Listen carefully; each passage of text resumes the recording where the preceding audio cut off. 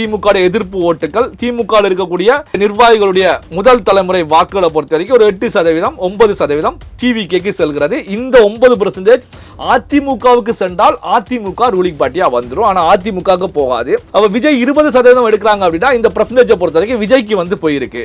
மீதி விஜய் எடுக்கக்கூடிய பர்சன்டேஜை பொறுத்த வரைக்கும் அதிமுகவுடைய ஓட்டு வங்கியில பெரிய சேதாரத்தை ஏற்படுத்தி விஜய் எடுக்கிறாங்க.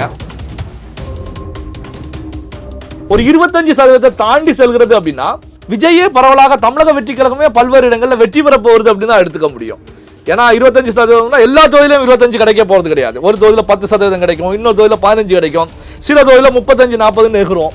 அவன் 30 தாண்டி செல்லக்கூடிய தொகுதியில எல்லாம் டிவிகே வெற்றி பெற போகுது. அதே இது இன்னும் ஒரு 5%, 6% டிவிகேக்கு ஏறிச்சுன்னு வச்சுக்கோமே, ரூலிங் பார்ட்டியாக திமுக தொடருமானா அதுக்கான வாய்ப்புகள் இல்லை அப்படின்னு சொல்லக்கூடிய அளவுல நம்ம பாத்தீங்கன்னா இப்ப கன்னியாகுமரி, தூத்துக்குடி, நாகர்கோவில் இந்த சரௌண்டிங் எல்லாம் கிறிஸ்தவர்கள் அதிகமாக இருக்கக்கூடிய பகுதிகள் தான். இப்ப நம்ம சர்வேக்கு செல்லும் போதும் சரி, அங்க இருக்கக்கூடிய நம்முடைய கிறிஸ்தவ நண்பர்களிடத்துல பேசும்போதும் சரி, இதுவரைக்கும் ஃபாதர்கள் சொன்னாங்க, நாங்க போய் ஓட்ட போட்டோம், நம்முடைய மக்கள் ஓட்ட போட்டாங்க. ஆனா இந்த முறை டோட்டலா சேஞ்ச் ஆக போகுது. ஃபாதர்கள் சொன்னாலும் ஓட்டு சொல்லக்கூடிய கட்சிக்கு தான் செல்லுமா அப்படின்னா வாய்ப்புகள் 70% கிடையாது. பிலோ 30-35க்கு கீழே இருக்கக்கூடியவங்களை பொறுத்த வரைக்கும் முழுக்க விஜய் அப்படிங்கிற ஒரு நிலையிலேயே இருந்துகிட்டு இருக்காங்க. அப்போ பாத்தீங்க அப்படின்னா இந்த ஸ்ட்ராட்டஜி திமுக எடுத்த இந்த ஸ்ட்ராட்டஜி இந்த 2026 தேர்தலில் கை கொடுக்குமா அப்படின்னா முழுமையாக கை கொடுக்காது. அப்ப மக்கள் அவருடைய மத தலைவர்கள் சொன்னதை தாண்டி வாக்குகளை திசை திருப்பி போட போறாங்க. இப்போ பெரிய தலைவலி ரூலிங் பார்ட்டியா இருக்கக்கூடிய திமுகவுக்கு, அதிமுகவை பொறுத்த வரைக்கும் 2வது நிலையில அவங்களுக்கு பெரிய ஹெட்டேக் அப்படின்னு சொல்லலாம். பதட்டத்தை கொடுத்து கொண்டிருக்கக்கூடிய கட்சியுடைய தலைவர் அப்படின்னாலே விஜய் அவர்கள் தான். விஜய் செல்லக்கூடிய இடங்கள் இருக்கக்கூடிய மக்களுடைய கூட்டம். இப்போ என்ன அப்படின்னா திமுக ஒரு கணக்கு போடுறாங்க.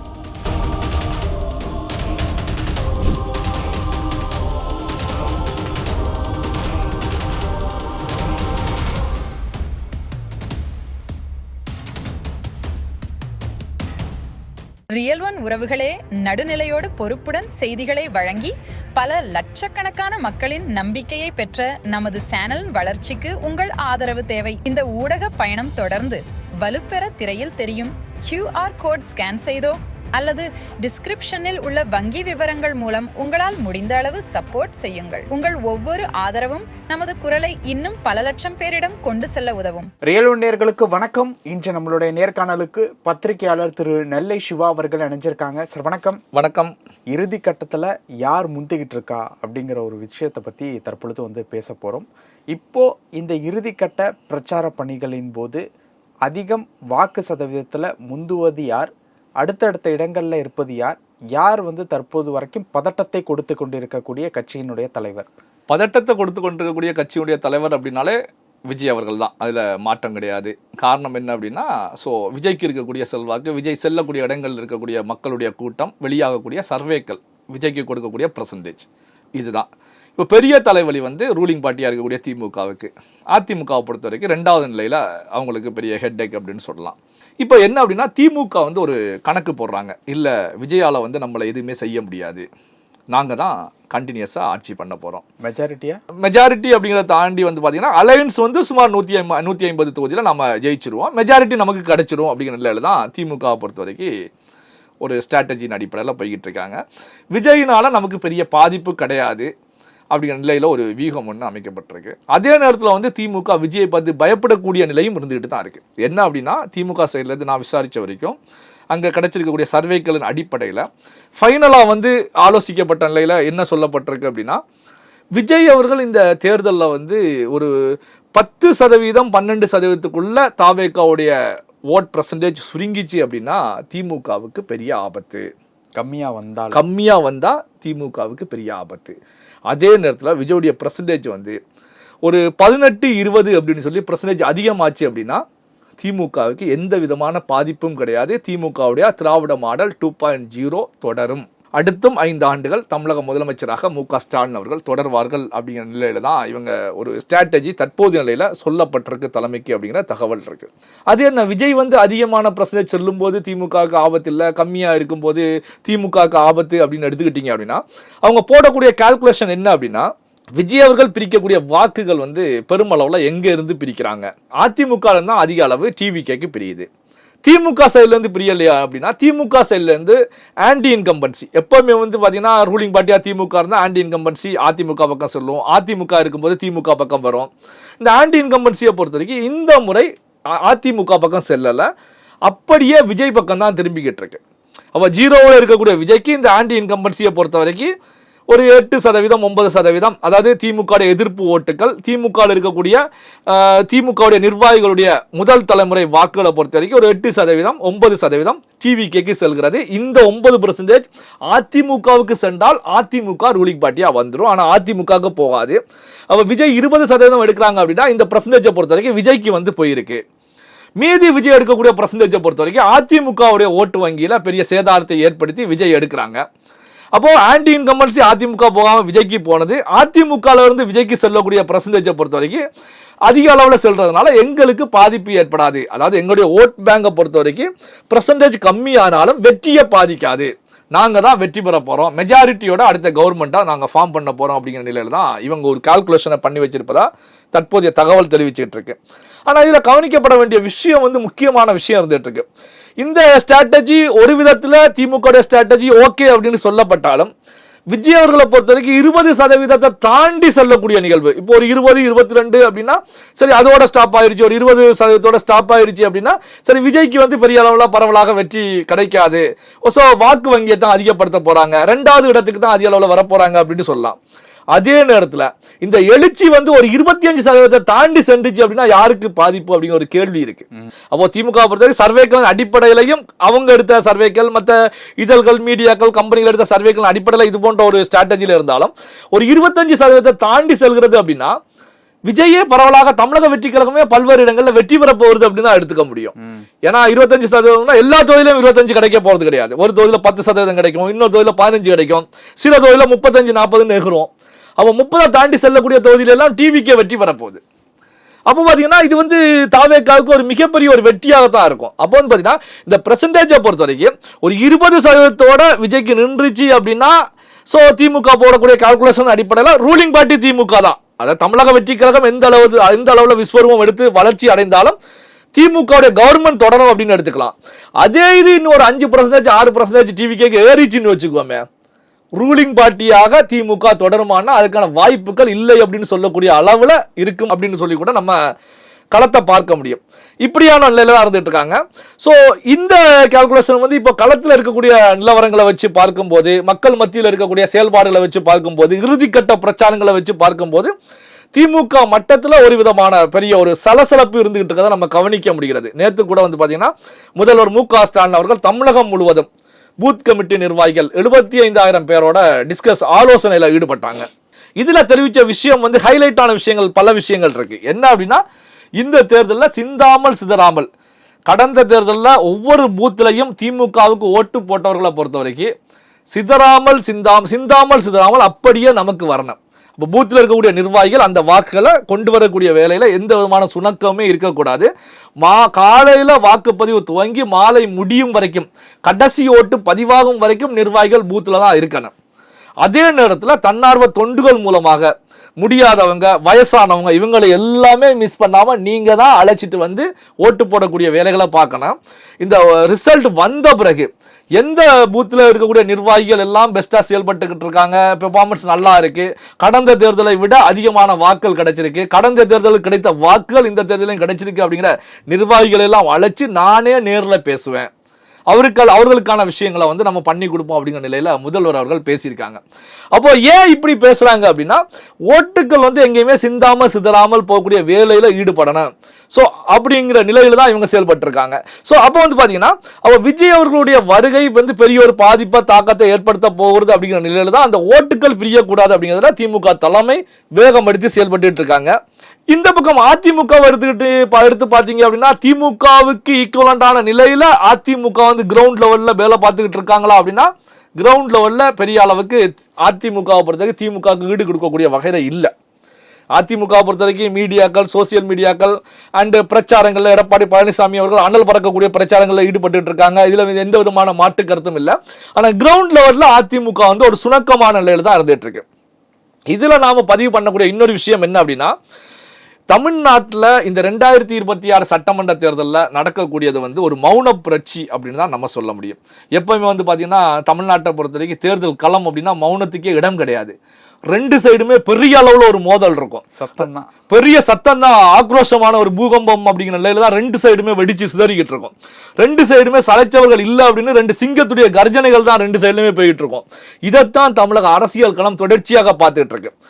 அதாவது கலைஞர் காலத்திலையும் சரி, ஜெயலலிதா காலத்திலையும் சரி, ரெண்டு சிங்கங்கள் மோதின மாதிரி தான் அரசியல் களம் போய்கிட்டு இருந்துச்சு.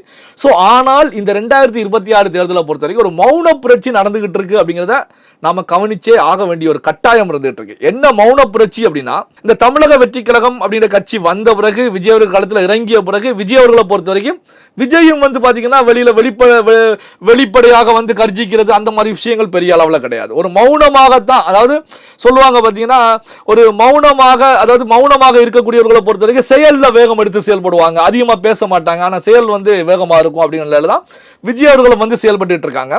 அதே போலதான் வந்து பாத்தீங்கன்னா இப்ப மக்களுடைய மனநிலையும், மக்களும் பாத்தீங்கன்னா பெரிய அளவுல ஆகா ஓகோ பெரிய ஒரு பூகம்பம் வெடிச்சிருச்சு, அடிச்சிருச்சு, சுனாமி வந்துருச்சு அப்படிங்கிறத தாண்டி ஒரு மௌனமான நிலையில தான் இப்போ இந்த தேர்தலில் வாக்காளர்கள் இருந்துட்டு இருக்காங்க. இந்த வாக்காளர்களுடைய இந்த மௌனத்தை பொறுத்த வரைக்கும் தான் இந்த திராவிட கட்சிகளுக்கு இந்த மௌனம் வந்து பெரிய புரட்சியாக, மௌன புரட்சியாக மாறிவிடுமா அப்படிங்கிற ஒரு விதமான அச்சம் வந்து பெருமளவில் ஏற்பட்டிருக்கு அப்படிங்கிறதையும் நாம பதிவு பண்ணி தான் ஆகணும். ஓகே சார், இன்னொரு விஷயம், அந்த சிறுபான்மையினர் ஓட்டை வந்து திமுக பக்கம் திருப்புறதுக்கும் சில வேலைகள் நடந்துகிட்டு இருக்கு அப்படின்னு சொல்லிட்டு ஒரு விஷயம் போயிட்டு இருக்கு.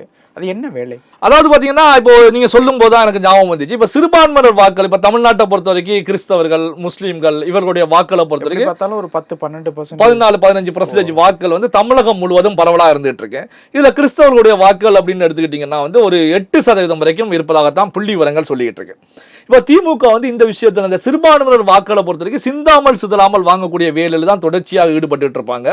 முக்கியமான இஸ்லாமிய தலைவர்கள், அந்த ஜமாத் அமைப்புகள், இது எல்லாமே திமுக வந்து அவர்கள் கூடவே வச்சிருக்கக்கூடிய ஒரு நிகழ்வுகள் இருக்கும். அவங்களுக்கான விஷயங்களை செய்து கொடுப்பது. ஸோ அதே நேரத்தில் வந்து பார்த்தீங்கன்னா தேர்தல்கள் வரும்போது அந்த தலைவர்கள், முக்கியமான தலைவர்கள், இந்த ஜமாத்தில் இருக்கக்கூடியவங்களை கூப்பிட்டு பேசக்கூடிய நிகழ்வுகள், தங்களுக்கு ஆதரவா செயல்படணும், நீங்கள் ஆதரவா செயல்பட்டீங்கன்னா உங்களுடைய கோரிக்கைகள் நிறைவேற்றப்படும் அப்படிங்கிற நிலையில பேசுவாங்க. இதே போல சர்ச்சில் ஃபாதிரியார்கள் அவர்களிடத்திலையும் பேசுவாங்க. ஸோ இந்த நிலையில தான் தேர்தலுக்கு முந்தைய நிலையில இந்த பள்ளி வாசல்கள், ஜமாத்துகள், சர்ச்சுகளை பொறுத்த வரைக்கும் அங்க வந்து முக்கியமான இந்த இஸ்லாமிய தலைவர்கள், கிறிஸ்தவ தலைவர்கள், ஃபாதிரியார்களை பொறுத்த வரைக்கும் தங்களுடைய மக்களுக்கு வந்து ஒரு இன்ஸ்ட்ரக்ஷன் கொடுப்பாங்க. நீங்க இந்த தேர்தலில் யாருக்கு ஓட்டு போடணும், யாருக்கு ஓட்டு போட்டால் நமக்கு நல்லது, நம்முடைய கோரிக்கைகள் நிறைவேற்றப்படும் அப்படிங்கிற விஷயங்களை கொடுப்பாங்க. மக்களும் தங்களுடைய மதம் சார்புடைய தலைவர்கள் சொல்றாங்க அப்படிங்கிற நிலையில அவங்க வந்து சிந்தாமல் சிந்தாமல் 99% வந்து அவங்க சொல்லக்கூடிய கட்சிக்கு தான் ஓட்டு போடுவாங்க. இது வந்து ஜெயலலிதாவும் இந்த இதை பயன்படுத்திட்டு இருந்தாங்க. திமுகவும் இந்த ஸ்ட்ராட்டஜியை பயன்படுத்திட்டு இருந்தாங்க. இதுல அதிக அளவு லாபம் அடையக்கூடிய, வாக்கள் பெறக்கூடிய கட்சியாக திமுக தான் இருந்தது அப்படிங்கிறத, இருந்து கொண்டிருக்கிறது அப்படிங்கிறத எந்த விதமான மாற்றமும் கிடையாது. கருணாநிதி அவர்களுடைய காலத்திலிருந்து இந்த விஷயங்கள்ல இந்த ஸ்ட்ராட்டஜியை இது பண்ணுவாங்க. அதனாலதான் திமுகவுக்கு தான் சிறுபான்மையினர் வாக்கள் அதிக அளவில் இருக்கிறது அப்படிங்கிறத நம்ம வெளிப்படையாகவே எல்லா பத்திரிகையாளர்கள், பொலிட்டிக்கல் அனலிஸ்ட் எல்லாமே வந்து பேசிட்டு இருப்பாங்க. ஸோ இந்த தேர்தலையும் இதே ஸ்ட்ராட்டஜியை வந்து மு.க. ஸ்டாலின் தலைமையிலான திமுக வந்து எடுத்திருக்காங்க. அதாவது வந்து பார்த்தீங்கன்னா கடந்த 2 தினங்கள் முந்தைய நிலையில் பார்த்தீங்கன்னா பல்வேறு ஃபாதிரியார்கள் வந்து நேரடியாக வந்து ஸ்டாலின் அவர்களை சந்தித்து பேசியிருக்காங்க. ஒவ்வொரு ஃபாதிரியார்களுமே ஸ்டாலின் அவர்கள்ட்ட வாக்குறுதி கொடுக்கக்கூடிய வீடியோக்களை கூட நம்ம பார்த்தோம். இந்த தடவை திமுகவுக்கு தான் ஓட்டு, ஸ்டாலின் அவர்களை போந்து பேசக்கூடிய நிகழ்வுகள், கண்டிப்பாக திமுகவுக்கு தான் எங்களுடைய ஆதரவு இருக்கிறது அப்படின்னு சொல்லி பல தலைவர்கள் கடந்த 2-3 நாட்களாக ஃபாதிரியார்கள் வந்து பேசக்கூடிய நிகழ்வுகளை நம்ம பார்த்தோம். ஆனால் இதில் கவனிக்கப்பட வேண்டிய விஷயம் என்ன அப்படின்னா, ஒவ்வொரு முறையும் யாருக்கு ஓட்டு போட வேண்டும் அப்படிங்கிறத தீர்மானிக்கக்கூடிய இடமாக பள்ளி வாசல்கள், சர்ச்சுகள் இருந்தது. ஆனால் இந்த தேர்தலில் இருக்குமா அப்படிங்கிற ஒரு கேள்வி வந்து பிரதானமான ஒரு கேள்வியா இருந்துட்டு இருக்கு. காரணம் என்ன அப்படின்னா, நம்ம வந்து பார்த்தீங்கன்னா இப்போ கன்னியாகுமரி, தூத்துக்குடி, நாகர்கோவில் இந்த சரௌண்டிங் எல்லாம் வந்து கிறிஸ்தவர்கள் அதிகமாக இருக்கக்கூடிய பகுதிகள் தான். இப்போ நம்ம சர்வேக்கு செல்லும் போதும் சரி, அங்கே இருக்கக்கூடிய நம்முடைய கிறிஸ்தவ நண்பர்களிடத்தில் பேசும்போதும் சரி, இப்போ கால நிலவரம் எப்படி இருந்துகிட்டு இருக்கு அப்படின்னு சொல்லி அங்கே லோக்கலில் இருக்கக்கூடிய, ஃபேஸ் வேலி இருக்கக்கூடிய முக்கியமான தொண்டு நிறுவனங்களில் இருக்கக்கூடியவங்கள்ட்ட பேசும்போதும் சரி, அவங்க சொல்லக்கூடிய விஷயம் ஒன்று இதுதான். இதுவரைக்கும் ஃபாதர்கள் சொன்னாங்க, நாங்கள் போய் ஓட்ட போட்டோம், நம்முடைய மக்கள் ஓட்ட போட்டாங்க. ஆனால் இந்த முறை வந்து டோட்டலாக சேஞ்ச் ஆக போகுது. ஃபாதர்கள் சொன்னாலும் ஓட்டு வந்து சொல்லக்கூடிய கட்சிக்கு தான் செல்லுமா அப்படின்னா வாய்ப்புகள் வந்து 70% கிடையாது. என்ன காரணம் அப்படின்னா பிலோ 30-35க்கு கீழே இருக்கக்கூடியவங்களை பொறுத்த வரைக்கும் முழுக்க விஜய் அப்படிங்கிற ஒரு நிலையிலேயே இருந்துகிட்டு இருக்காங்க. விஜய் வந்தா நல்லா இருக்கும், விஜய் வந்தா நல்லது பண்ணுவாங்க. அதாவது என்னதான் ஃபாதிரியார்கள் சொன்னாலும் நமக்கான செயல்பாடுகள், நம்முடைய குரோத், நமக்கான திட்டங்கள் ஏதாவது நமக்கு கிடைச்சிருக்காங்கன்னா சொன்ன அளவுக்கு கொடுக்கப்பட்ட வாக்குறுதியின் அடிப்படையில் கிடைக்கல. விஜய் அவர்கள் வந்தா நமக்கு கண்டிப்பா இருக்கும் அப்படிங்கிற நிலையில அவர்கள் மத்தியிலேயே பாத்தீங்கன்னா ஒரு பெரிய எழுச்சி, அதாவது மதம் கடந்த ஒரு எழுச்சி அப்படின்னு கூட சொல்லலாம். ஏன்னா மத தலைவர்கள் சொல்லும் போது அந்த மதத்தில் இருக்கக்கூடியவங்க மதத்தில் ஈடுபாடா இருக்கக்கூடியவங்க கேட்பாங்க. ஆனா அவர்கள் சொல்லியும் கேட்காத ஒரு நிலை இருந்துகிட்டு இருக்கு அப்படின்னு கருத்துக்களை ஷேர் பண்ணாங்க. பல்வேறு நிலையில தூத்துக்குடி, நாகர்கோவில், கன்னியாகுமரி இந்த சரௌண்டிங்ல இருக்கக்கூடிய பல பேர்ட்ட நம்ம பேசிக்கிட்டே இருக்கோம். ஏன்னா நம்மளும் நேரடியாக தொகுதிகளுக்கு சென்றிருக்கோம். சரி, அந்த அரசியல் களத்தை பொறுத்த வரைக்கும் தேர்தல் நாள் நெருங்க களம் மாறுவதற்கான ஒரு சூழலும் இருக்கும். அப்ப இப்போ அந்த கள நிலவரம் எப்படி இருக்கு அப்படிங்கும்போது இது போன்ற ஒரு கருத்துக்களை சொல்றாங்க. அப்போ பாத்தீங்க அப்படின்னா இந்த ஸ்ட்ராட்டஜி, திமுக எடுத்த இந்த ஸ்ட்ராட்டஜி இந்த 2026 தேர்தலில் கை கொடுக்குமா அப்படின்னா முழுமையாக கை கொடுக்காது.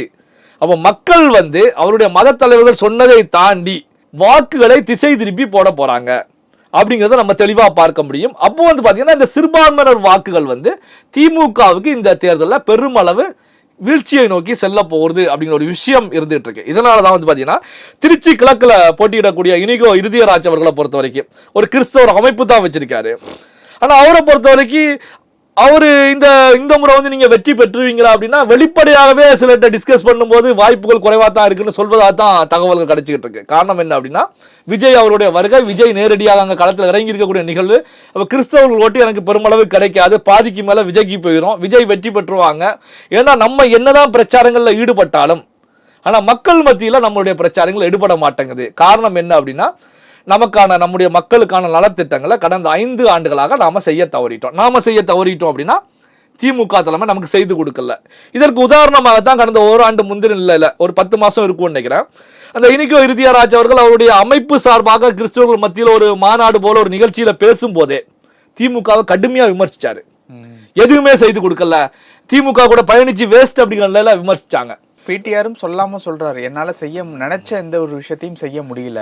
பிடிஆர் சொன்னாங்க. பிடிஆர் சொன்னா கூட நம்ம கிறிஸ்தவர்கள் மத்தியில் எடுக்க முடியாது. ஆனா இன்னைக்கு இருதயராஜ் அவர்களே வெளிப்படையாக சொன்னாங்க, நாங்க அவர் தெரிவிச்சதை பார்க்கும்போது 2026 தேர்தலில் திமுக கூட பயணிக்க மாட்டாரோ அப்படிங்கிற கேள்வி கூட உருவாயிச்சு. ஆனா அதே தொகுதியில அதே திமுக சார்பாக தான் களம் காண்றாங்க. அப்போ பாத்தீங்கன்னா இந்த எழுச்சி ஒரு திமுகவுக்கு ஒரு பெரிய ஒரு சங்கடத்தை ஏற்படுத்துவதாகத்தான் இந்த 2026 தேர்தலில் இருக்க போகிறது. ஓகே சார், பல விஷயங்கள் பேசியிருக்கோம். நேரத்துக்கு ரொம்ப நன்றி. உங்கள் பிசினஸ் இன்னும் அதிக மக்களை சென்றடைய வேண்டுமா? இன்றைய டிஜிட்டல் உலகில் சரியான ப்ரமோஷன் தான் வெற்றியின் முதல் படி. தமிழகம் முழுவதும் பல லட்சக்கணக்கான பார்வையாளர்களை தினமும் சென்றடையும் ரியல் ஒன் யூடியூப் சேனல்களில் உங்கள் பிசினஸ் இனி எல்லோரும் அறியட்டும். குறைந்த செலவில் அதிக ரீச். உங்கள் பிராண்டுக்கு நம்பிக்கையும் வளர்ச்சியும் சேர்க்க இன்றே எங்களை தொடர்பு கொள்ளுங்கள். 9280087164.